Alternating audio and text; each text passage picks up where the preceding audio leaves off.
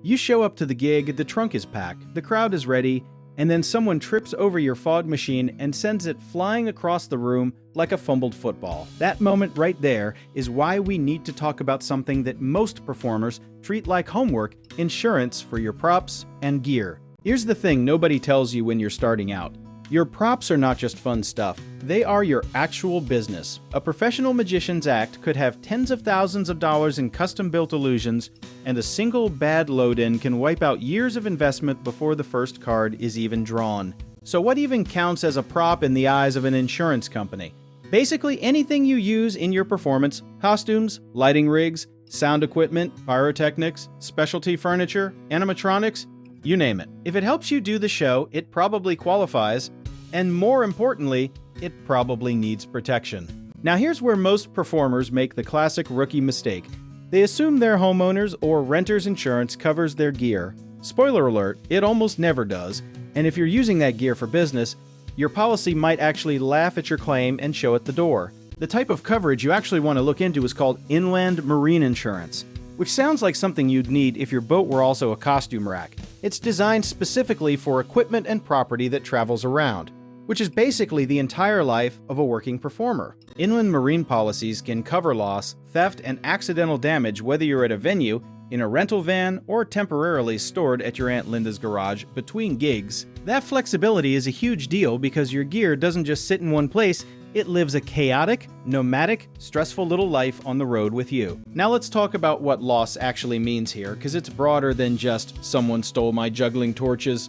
Loss can mean a flood at a venue ruins your electronics, or a fire backstage turns your puppet collection into modern art nobody asked for. Coverage for these scenarios means you can actually rebuild instead of starting from scratch with a GoFundMe and a prayer. Some performers also look into adding a rider, which is just an add-on to an existing policy, specifically for high-value individual items. If you have one prop that costs more than $5,000, it probably deserves its own line item in your policy the same way a rock star's guitar gets its own road case.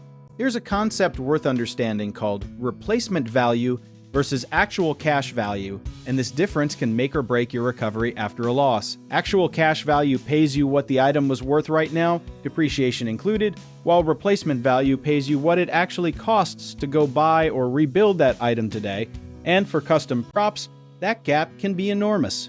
Event vendors and venues will sometimes require performers to carry their own equipment insurance before they'll even sign a contract with you. This is actually a good thing, because it forces the whole industry to take gear protection seriously, even if in the moment it feels like another hoop to jump through before you can go do your cool thing. One underrated move is to document everything before it ever gets damaged. Photos, receipts, serial numbers, even a short video walkthrough of your gear can be the difference between a smooth claim and an insurance adjuster essentially saying, "Prove it," while staring at you blankly. You should also ask your insurance provider specifically about coverage during transit, because some policies only kick in when you arrive at the venue.